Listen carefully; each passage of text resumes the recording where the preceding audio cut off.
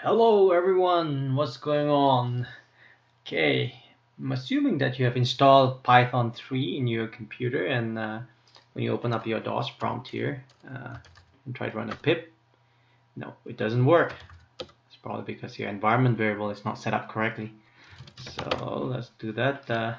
First, you have to locate where your file is. It's on C drive, users, my username, and AppData, which is always hidden, local, programs, Python 3.7, script. Okay, this is where you'll find your pips. So what you do is you copy in a clipboard, go to your PC, and set your environment variables here. Look for a path.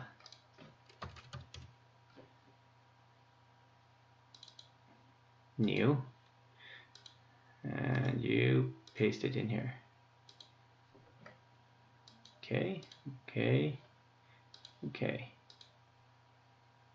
Now if you open your command prompt now and you enter pip,